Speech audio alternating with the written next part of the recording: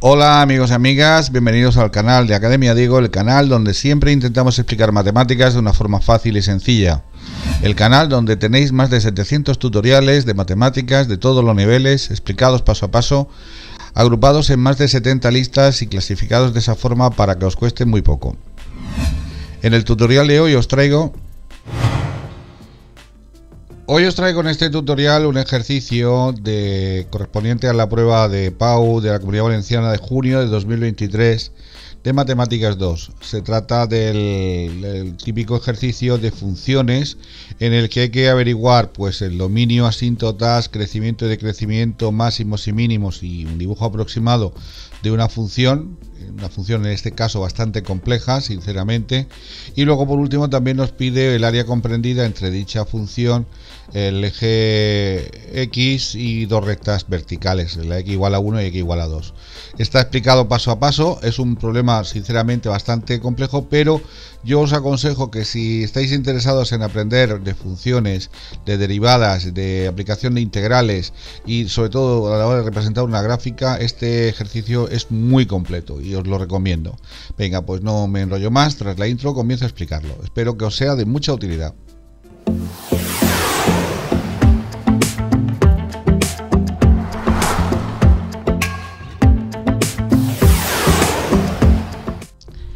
Bien, pues el ejercicio nos dice que consideremos la función f de x igual a 1 partido por x más logaritmo neperiano de x más 1, y lo primero que nos pide es que obtengamos es el dominio y asíntotas de la función. Vamos a comenzar por el dominio.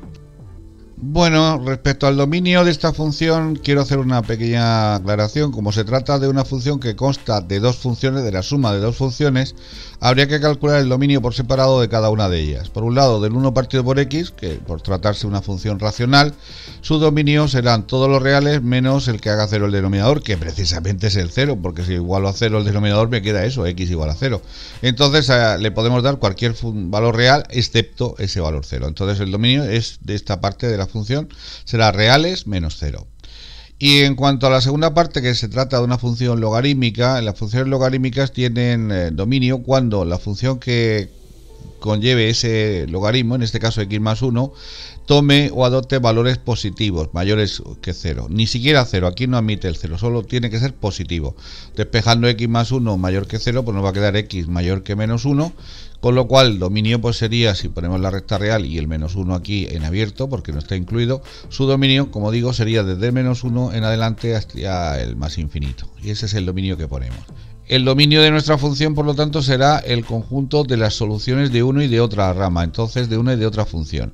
Colocamos todo junto en una recta real, colocamos el menos 1, que era de esta primera parte, de esta segunda parte, y el 0, que era de la primera, y entonces pues el dominio sería desde menos 1 hasta 0, sin incluir ni el menos 1 ni el 0, y luego del 0 también sin incluir en adelante hasta más infinito. Entonces sería exactamente esos dos segmentos, el que va comprendido entre menos 1 y 0 sin incluir ningún extremo, y el segundo intervalo sería el que va de 0 a infinito también sin incluir ninguno de los dos extremos.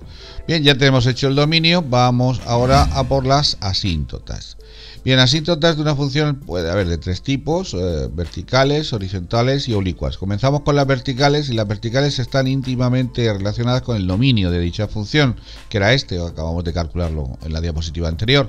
Con lo cual, si colocamos un eje de coordenadas, colocamos las dos líneas verticales que delimitan las zonas donde hay y donde no hay función, por ejemplo aquí en x igual a menos 1, porque de aquí hacia atrás no había función, y luego en x igual a 0, que es donde comienza el segundo tramo. Entonces función hay aquí en el centro, entre menos 1 y 0, y a partir del 0.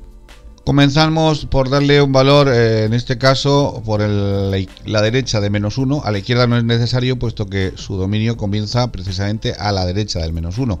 Y entonces le podemos dar un valor muy próximo a menos 1 por la derecha, por ejemplo, menos 0,99, sin ir más lejos. Ese es el valor que habría que sustituir en todas las x para calcular lo que vale ese límite, porque ese límite es lo que nos va a indicar si la función se aproxima por la parte inferior o por la parte superior.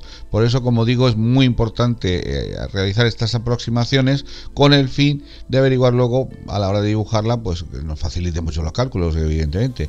Entonces, como digo, vamos a darle el menos 0,99. Entonces, si sustituimos todas las x por menos 0,99 en nuestra función, nos quedaría algo así. Y haciendo toda esta operación con la calculadora, dividiendo 1 entre menos 0,99 y sumando el logaritmo neperiano de 0,01, que es lo que da aquí, en total todo eso da menos 5,61, es decir, da negativo. La tendencia está clara, que entonces sería hacia el menos infinito. Una vez que ya tenemos claro que a la derecha del menos 1 se aproxima por aquí abajo, vamos a ver lo que ocurre en el 0, tanto por la izquierda como por la derecha. En el caso de la izquierda, pues tenemos que darle un valor muy próximo a 0 por la izquierda, le vamos a dar al límite, vamos a calcular el límite cuando x tiende a 0 por la izquierda, y ahí le podríamos dar perfectamente, sin ir más lejos, menos 0,01. Un valor muy pequeñito y a la izquierda, situado a la izquierda de 0. Entonces, sustituyendo todas las x de la función por ese valor y haciendo la operación con la calculadora, nos da menos 100,01, es decir, da un valor muy negativo, lo que nos indica que ocurre igual que antes, que se aproxima hacia aquí abajo, hacia la parte negativa de la asíntota. Y en el lado derecho, pues solo hay que darle un valor próximo a 0 por el lado derecho, pues en vez de menos 0,01, obviamente le vamos a dar, vamos a calcular el límite de 0,01. Ese sería el límite con x tiende a 0 por la derecha, sustituyendo todas las x, de nuevo, en este caso por 0,01. En este caso, haciendo esa operación con la calculadora, da 100,009, es decir, un número muy alto, lo que nos indica que se aproxima hacia el más infinito, en este caso por la parte superior de la asíntota. Esas serían las verticales. Ahora habría que calcular las horizontales, pero como son muchos cálculos, ya que no me caben, pues vamos a ir a la diapositiva siguiente. Las horizontales, seguimos con las asíntotas, por supuesto. Vamos a las horizontales. Hay que calcular el límite cuando x tiende a infinito. Entonces, si yo sustituyo por infinito en nuestra función en todas las x, nos va a quedar directamente así: 1 entre infinito más logaritmo neperiano de infinito más 1. Esto da 0 y esto da infinito, y 0 más infinito es infinito. Por lo tanto, al dar infinito nos está indicando que esta función no tiene asíntota horizontal. Vamos a ver si tiene oblicuas, pero eso también será en la diapositiva siguiente, porque no nos cabe aquí. Bien, para ver si tiene oblicuas, la fórmula que se aplica es igual a mx más n.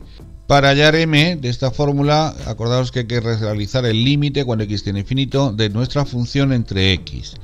Y ese límite tiene que dar un valor que no sea 0, eso es importante. Y luego la n es el límite cuando x tiene infinito de f de x, es decir, de nuestra función, menos lo que nos haya dado m por x. Bien, vamos a comenzar calculando m, como hemos dicho, es el límite de nuestra función entre x.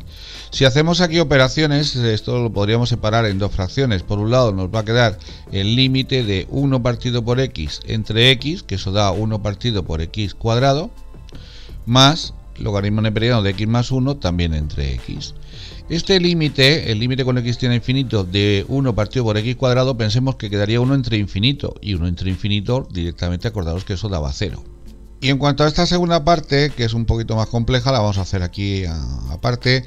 Se trata de un límite en el que, si sustituimos la x por infinito, vemos claramente que da infinito más 1, y logaritmo neperiano de infinito más 1 es infinito, entre infinito. Y cuando un límite da esta indeterminación, infinito entre infinito, si lleva alguna función como trigonométrica o una función logaritmo, como en este caso, es conveniente hacerlo por la regla de L'Hopital. La regla de L'Hopital básicamente consiste en derivar por separado numerador y denominador.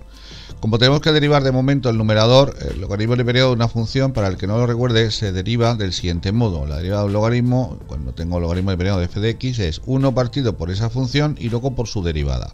Con lo cual nos va a quedar límite cuando x tiene infinito. Acordaos que esto es imprescindible ponerlo en todos los pasos. Y arriba entonces nos va a quedar 1 partido por la función, es decir, por x más 1, y luego por su derivada, que evidentemente la derivada de x es 1 y la de 1 es 0, que no hay que ponerla. Y en el denominador, como solo tengo x, su derivada, como ya digo, es 1 directamente. Y entonces ya aquí, ¿qué ocurre? Que da, si sustituyo de nuevo la x por infinito, nos tendríamos 1 entre infinito más 1, que es infinito. Eso da 1 partido por infinito por 1 y entre 1 sigue siendo 1 entre infinito, y 1 entre infinito al final es igual a 0. Por lo tanto, al dar 0, que es precisamente lo que no podía dar la m, pues precisamente deducimos que no tiene asíntota oblicua. Solo tiene la vertical que hemos calculado hace un rato. Vamos a continuar con el siguiente apartado, el C. En el apartado C nos piden los intervalos de crecimiento y decrecimiento de esta función. Y luego ya calcular luego sus máximos y mínimos. Vamos a comenzar por crecimiento y decrecimiento, obviamente, que es lo primero que nos pide. Y eso se calcula tomando nuestra función, haciendo su derivada e igualándola a 0. La función era esta, y entonces como lo que vamos a hacer es hacer la derivada por separado. Primero del 1 partido por x, que se trata de un cociente, que para el que no lo recuerde, la derivada de un cociente era la derivada del numerador por el denominador sin derivar, menos numerador sin derivar, por denominador derivado, y todo ello entre el denominador sin derivar pero elevado al cuadrado. Aplicando nos va a quedar f' de x igual a la derivada del 1 sería 0 porque se trata de una constante, por el x sin derivar, por el denominador sin derivar, insisto, la b, menos 1 sin derivar, que es la a, por la derivada de x que vale 1, como ya sabéis, y todo ello entre el denominador x elevado al cuadrado. Luego más, y aquí tengo el logaritmo neperiano de x más 1, como lo hemos visto en la diapositiva anterior, el logaritmo neperiano de una función se deriva, como ya sabéis, 1 partido por la función y luego por su derivada. Entonces 1 partido por x más 1 y luego por la derivada de x más 1, que es 1. Así de sencillo. Vamos a agrupar esto un poquito. En la derivada nos quedaría esto 0, se anula, quedaría menos 1 entre x cuadrado, eso en este lado, más 1 partido por x en este otro lado. Vamos a hacer la suma, por lo tanto hallamos el mínimo común múltiplo de estas dos fracciones, que sería evidentemente x cuadrado y x más 1, el producto de esos dos factores, puesto que son diferentes. Y entonces lo ponemos como un denominador, x cuadrado por x más 1, y procedemos a hacer como siempre. Dividimos entre el de abajo y multiplicamos por el de arriba. Al dividir estos dos términos entre x cuadrado, obviamente la x cuadrado con la x cuadrado se anula, me queda x más 1 multiplicado por menos 1, con lo cual va a quedar menos x menos 1. Va a quedar lo mismo, pero cambiándolo de signo, porque lo estamos multiplicando, insisto, por menos 1. Y al dividir estos dos factores entre x más 1, el que se anula es el x más 1 con este y este, queda x cuadrado por 1, que es más x cuadrado. Ahora, como digo aquí arriba, pues una vez que está hecha la derivada, lo que hacemos es igualarla a 0. Al igualarla a 0, todo el denominador que está aquí dividiendo pasaría multiplicando a 0, y cualquier cosa por 0 sabéis que da 0. Con lo cual me va a quedar solo el numerador. X cuadrado menos x menos 1 igual a 0. Esto se trata de una ecuación de segundo grado que para resolverla pues necesito más espacio del que me queda por aquí, con lo cual vamos a seguir en la diapositiva siguiente. Ponemos de nuevo, seguimos con el crecimiento y decrecimiento, por lo tanto, y esta es la derivada ya después de igualarla a 0, como se trata de una ecuación de segundo grado, la resolvemos, donde a, b y c respectivamente tienen de valor 1, menos 1 y menos 1. Porque el 1 es el coeficiente del x cuadrado, el menos 1 es el coeficiente de la x y el menos 1 este es el término independiente. X iría igual a 1, que es menos b, porque como la fórmula pone menos b y esto vale menos 1, menos y menos sería más. Más menos la raíz cuadrada de menos 1, que es b, al cuadrado, menos 4, que lo pone la fórmula fijo, por a, que vale 1, y por c, que vale menos 1. Y todo ello entre 2 por a, es decir, 2 por 1. Seguimos operando, x sería igual a 1 más menos, aquí va a dar 1, porque menos 1 al cuadrado es 1, y menos 4 por 1 y por menos 1 da más 4, porque menos por menos es más, y todo entre 2. Conclusión, 1 más menos la raíz de 5 entre 2. Hacemos con decimales aproximadamente, porque la raíz de 5 no es exacta, y entonces por un lado 1 más raíz de 5 entre 2, la raíz de 5 la vamos a tomar por 2,24 aproximadamente, redondeando las centésimas, serían 3,24 entre 2, o lo que es lo mismo, la primera solución vale 1,62. Y la segunda, pues 1 menos 2,24, que sería la raíz de 5 de nuevo, entre 2, toda esa operación da un total de menos 0,62. Estos son los dos puntos críticos que tiene nuestra función. Por motivos de espacio me muevo aquí abajo para no molestar, entonces vamos a hacer lo siguiente. Colocamos una recta real, colocando el dominio que era menos 1 y 0, y los dos puntos críticos que son estos de aquí que acabamos de averiguar, menos 0,62 y 1,62. Vemos que la recta real se ha quedado subdividida en 4 intervalos. Entonces lo que hacemos ahora es tomar un valor arbitrario, el que nosotros queramos, de cada uno de esos intervalos. Yo he tomado estos de aquí, menos 0,8, menos 0,5, 1 y 2. Esos valores arbitrarios que hemos tomado, lo que vamos a hacer es sustituirlos en la derivada. ¿Os acordáis que la derivada en nuestra función al principio, antes de sumarla y de igualarla a 0, nos quedó así? Pues en esta derivada sustituimos estos 4 valores. Donde de positivo, en ese tramo será creciente, y donde de negativo, pues será decreciente, así de simple. Entonces, si sustituyo menos 0,8, f' para menos 0,8, haciendo operaciones con la calculadora, toda esta operación da aproximadamente más 3,4, es decir, da positivo. Conclusión, en ese tramo crece. Haciendo lo mismo con menos 0,5, haciendo todas estas operaciones con la calculadora, da aproximadamente menos 2, o lo que es lo mismo como da negativo, pues en ese tramo decrece. Ahora vamos a darle el valor 1. Con el valor 1 da también exacto, da menos 0,5. Es decir, la de negativo. Por cierto, aquí he puesto que da aproximadamente y estos valores son exactos. Ahora me acabo de dar cuenta. Pero bueno, la idea es que si da positivo crece y si da negativo, como en este tramo, vuelve a dar decreciente. Me falta hacer f' para el valor 2, que sustituyendo y haciendo operaciones ahí pertinentes, aproximadamente da más 0,08, es decir, da positivo. Por lo tanto, en este último tramo vuelve a crecer. En resumen, el crecimiento y decrecimiento se expresaría así.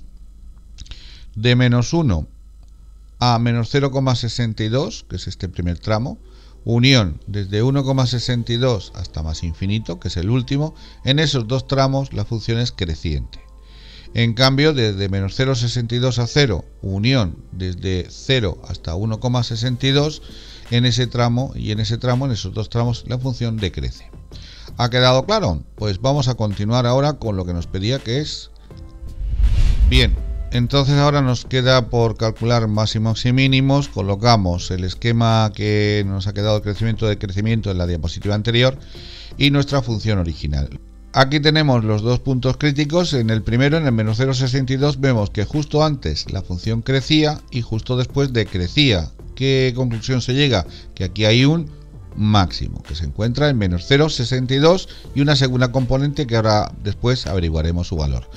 Y aquí en el otro punto crítico, que era el 1,62, pasa justo lo contrario. Primero, antes de ese valor decrecía y después crecía. Conclusión, aquí hay un mínimo, que se encuentra también en 1,62 y una segunda componente que para calcularla, tanto la del máximo como la del mínimo, lo único que tenemos que hacer es sustituir estos dos valores, que son las coordenadas iniciales, las coordenadas x, en la función original y tomar el valor que nos dé, y esas serán sus segundas componentes. Haciendo f para el valor menos 0,62 nos queda esta expresión, que si metemos todos estos valores en la calculadora y lo vamos haciendo poquito a poco, nos va a dar un valor de menos 2,58, y esa es la segunda componente del máximo. Y en cambio con el mínimo pues habría que hacer f de 1,62, y haciendo todos estos cálculos con la Casio, con la calculadora que tengamos a mano, pues nos va a dar un valor aproximado de 3,24, que esa es la segunda componente del mínimo. Ya lo tenemos.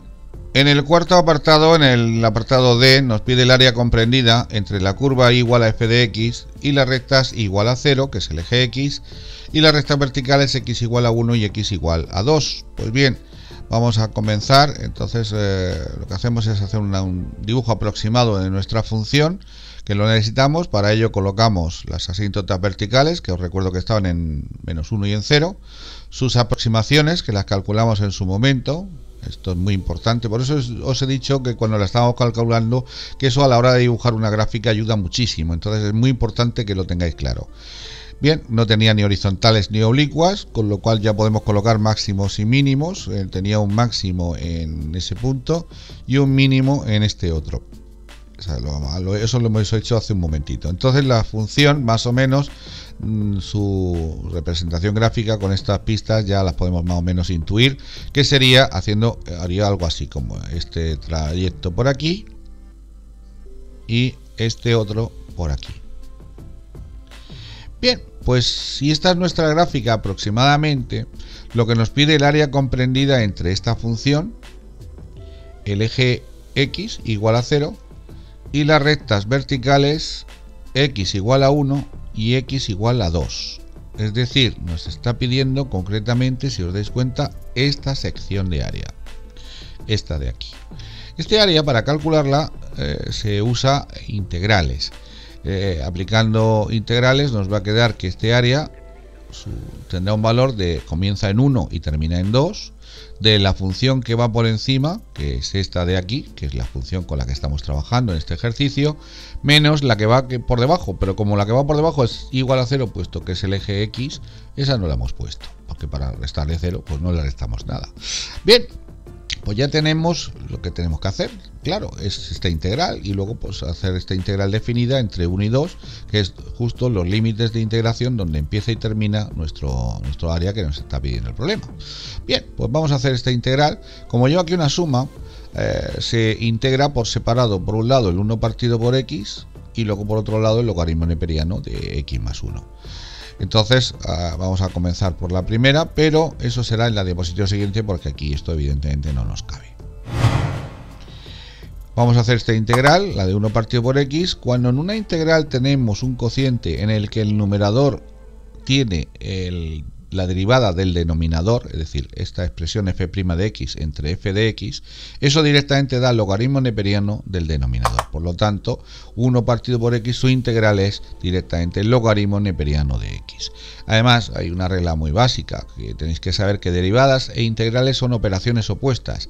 Si derivando el logaritmo neperiano de x daba 1 partido por x, obviamente, integrando 1 partido por x da logaritmo neperiano de x. Bien, y la segunda es un poquito más compleja porque esta función, para poder resolverla, esta integral, hay que recurrir a la integración por partes, porque vemos que habría que aplicar esta fórmula, pero claro, esta fórmula, aquí observáis que hay un problema, y es que en la integral por partes, en la fórmula de integración por partes aparece u por diferencial de u, es decir, el producto de dos funciones, y aquí solo hay una. El truco para que haya dos es muy sencillo, quitamos eso y ponemos esta otra expresión, es decir, ponemos logaritmo neperiano de x más 1, que es lo que tenemos, por 1, y de esta forma ya tenemos el producto de dos funciones y ya sí que se puede aplicar esta fórmula de la integración por partes, pero previamente hay que definir qué es u, que es v, que es derivada de u y que es derivada de v. Bien, yo recomiendo que pongáis un esquema más o menos así, y entonces claro, vamos a llamarle u de las dos integrales, el truco está en que hay que llamar a una parte u, como digo, y a otra parte derivada de v. Pues bien, se le llama derivada de v a aquella de las dos partes que tenga la integral más sencilla. Obviamente la que tiene la integral más sencilla es el 1, que es la que acabamos de poner ahí auxiliar. Entonces ya con esto podemos calcular las otras dos, que serían, el resto sería derivada de u, que sería la derivada de esta función que le hemos hecho hace un ratito, que era 1 partido por la función que lleva el logaritmo y luego por su derivada, que como vale 1, pues ya directamente no lo he puesto. Esta es que está explicada justo hace un momento, hace la diapositiva anterior, cuando hicimos crecimiento y decrecimiento, entonces por eso no me he liado más. Directamente la he vuelto a poner, como ya sabéis cómo se hacía. Bien, y ahora esta para acá se integra, entonces la integral de 1, pues evidentemente será x, porque si derivando x sale 1, integrando 1 sale x. Esta sería la v. Bien, pues ya tenemos definidas las cuatro variables, v, derivada de u y derivada de v. Podemos aplicar la fórmula del igual en adelante, con lo cual nos va a quedar así: logaritmo neperiano de x más 1, que eso sería la u, por v, que valdría x, esta de aquí, menos la integral de x por la derivada de u, que era 1 partido por x más 1. Todo eso diferencial de x. Aquí operamos un poquito y nos va a quedar esta parte igual que está, he puesto la x delante porque queda mejor, y aquí agrupando pues quedaría menos la integral de x, le puedo subir arriba con el 1 partido por x más 1. Esta integral no es inmediata todavía, es una integral un poquito más compleja porque esta integral es una integral racional. Las racionales, porque lleva consta de un polinomio arriba y otro abajo, cuando sean de mismo grado o el grado del numerador sea mayor que el del denominador, se hacen realizando la división entre ambos polinomios. Y una vez que la tengamos hecho, aplicamos esta fórmula de aquí, en la que la integral del dividendo entre el divisor, es decir, x entre x más 1, equivaldrá a estas dos integrales mucho más sencillas. La integral de lo que nos dé el cociente una vez hecha la división, más la integral del resto entre el divisor. Vamos a hacer la división, que es muy sencilla. La división de polinomios esta es muy facilita, ponemos x y aquí lo dividimos entre x más 1. Esta división, pues como x entre x daría a 1, pues vamos poniendo 1 por 1 sería 1, pero para acá vendría como menos 1. Acordaos que se cambiaba de signo cuando dividíamos polinomios. Y 1 por x es x, vendrá para acá como menos x. Ya lo tenemos, entonces x y menos x da 0, esto se anula. Y bajamos el menos 1, que sería el resto. Entonces ya tenemos resto, ya tenemos cociente, podemos aplicar la fórmula. Entonces la integral del cociente, el cociente nos ha dado 1, pues integral de 1, diferencial de x, más la integral del resto entre el divisor, pues, por lo tanto será la integral de menos 1, que es el resto, entre x más 1, que era el divisor. Bien, estas ya son muy sencillas porque esta integral, la primera, bueno, la vamos a dejar como está, y aquí voy a sacar este menos fuera, que queda mejor, y así ya son más sencillas las dos. La integral de 1 es x, lo hemos visto hace un rato, y la integral de 1 partido por x más 1, también aplicando lo mismo que dijimos aquí al principio, que como arriba en el numerador está la derivada del denominador, directamente sabemos que va a dar logaritmo neperiano del denominador, de x más 1. Entonces, en resumen, ya esta integral ya la podemos poner por completo, toda junta, y ya después, posteriormente, calcular el área, que con esto ya estaría acabado el ejercicio. Bien, pues como digo, vamos a colocarlo todo junto. Vamos a colocar primero logaritmo del periano de x, que es lo que nos dio aquí al principio la primera parte. La segunda parte, por un lado, en la integral por partes, obtuvimos esta parte de aquí, x por logaritmo del periano de x más 1, menos lo que nos diera esta de aquí, que nos ha dado todo esto. Lo voy a poner con un paréntesis y posteriormente, para quitar este paréntesis, acordaos que hay que cambiar de signo estos términos, con lo cual nos va a quedar logaritmo del periano de x más x por logaritmo del periano de x más 1 menos x más logaritmo del periano de x más 1. Esa sería nuestra integral. Y entonces ya, como digo, podemos calcular el área. Eso será después, en la diapositiva siguiente, porque ahí no nos cabía. Y entonces vamos a hacerlo aquí. El área será directamente el valor numérico de lo que nos ha dado la integral entre los límites 1 y 2, que acordaros que era donde empezaba y terminaba nuestra área. Entonces, sustituyendo, para resolver esto hay que sustituir primero el 2, que es el mayor, luego el menor, que es el 1, y restar los dos resultados. Y eso directamente ya tendremos con esto hecha el área.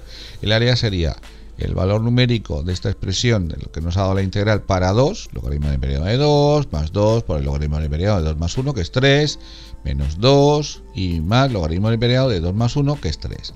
Menos, y ahora sustituyendo el 1, pues quedaría el logaritmo del periano de 1 más 1 por logaritmo del periano de 2, porque 1 y 1 son 2, menos 1 y más logaritmo del periano de 1 más 1, que también es 2.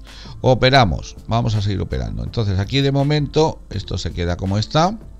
Y este menos cambia de signo toda esta expresión. Bueno, aquí este 1 que he multiplicado lo he quitado porque no era necesario ponerlo, porque 1 por logaritmo del periano de 2 da directamente el logaritmo del periano de 2. Insisto que aquí este menos cambia de signo estos 4 términos, que es lo que he hecho. Vamos a agrupar aquí, por ejemplo, el logaritmo del periano de 1, que sepáis que da 0, por lo tanto ese se puede anular.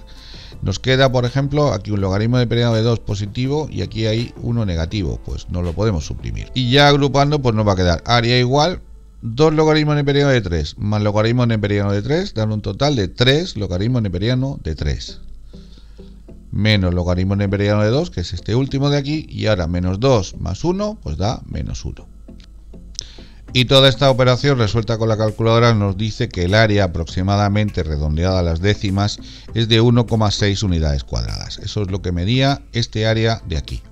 Bien, pues este ejercicio, como digo, es muy completo. Espero que os haya servido de ayuda para vuestros estudios, porque comprende varios temas, como son crecimiento de crecimiento, dominios, asíntotas, áreas, incluso aquí al final aplicación de integrales, y pues dentro de ello también lleva integrales de varios tipos, de racionales y por partes. Bueno, pues con todo ello espero que os haya servido de ayuda, que de lo cual yo me alegraría un montón. Solo me queda despedirme de vosotros, pero ya sabéis, tengo que recordaros que miércoles y domingo, y si tengo algún día más, por lo tanto también lo intento, subir más material a mi canal. Lo mejor para no perderos nada, ya sabéis, estar suscrito, le dais a la campana y de esa forma siempre estáis al día. Espero veros en próximos tutoriales. Chao, chao, un abrazo, ser muy felices.